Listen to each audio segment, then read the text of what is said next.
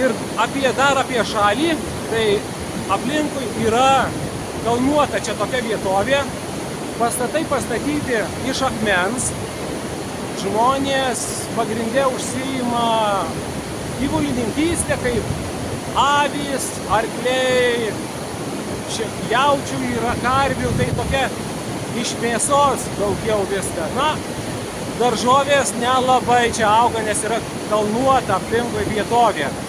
Tai su vadovu čia biškį pajuokavo chebra, kad jeigu koks žemės drebėjimas, tai Andorai galbūt sugriūna visą.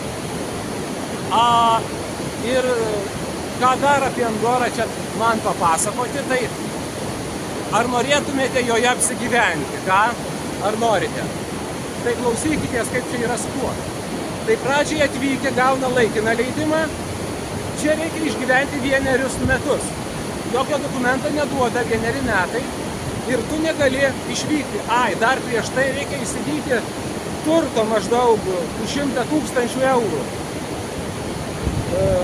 Tai tu gyveni, įsigyji kažkokio turto ir jeigu, tarkim, sugalvoji išvykti į Lietuvą, o yra žmonės išvyksta, galbūt kažkokių reikia reikalų, atostogauti, pas giminės ir vėl nusprendžiate grįžti į Andorą ir kaimynas pastebėjo, kad jūs išvykote, jūsų nėra, tyla jūsų name, jisai jūs išduos atitinkamoms institucijoms ir kai jūs grįžite ir nuvyksite, sakysite, na va, aš jau išbuvau metus laiko, norėčiau dokumento, kad galiu likti Andoroje.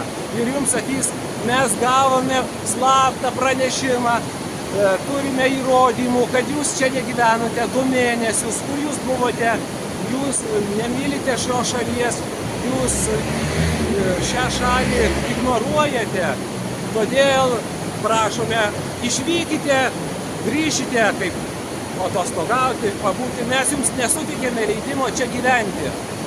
Štai matote, kaip prieš tai čia viskas yra. Apie žmonių kultūrą, tai žmonės ganėtinai galbūt ir draugiški, ir kultūringi. Man čia einant kuprinės buvo atsidaręs vienas skyrius, tai paplekšnojo, tai užsidariau. Na, kaip ir visur yra tų įvairiausių žmonių.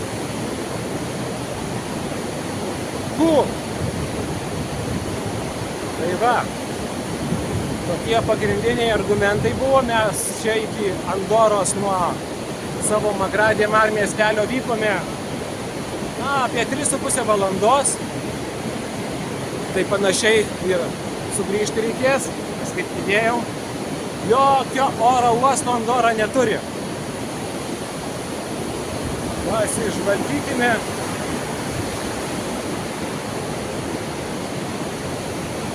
Aplinkui.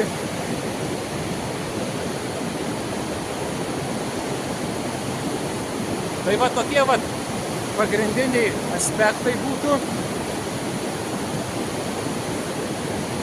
Ir ką, tai buvo 6 kelionės diena, rytoj poilsio diena.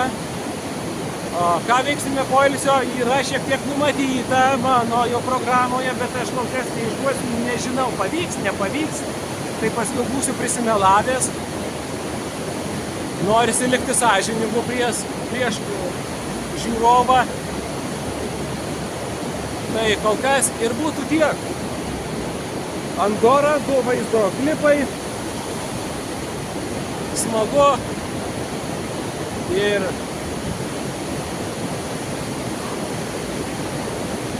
iki kito susitikimo. Iki.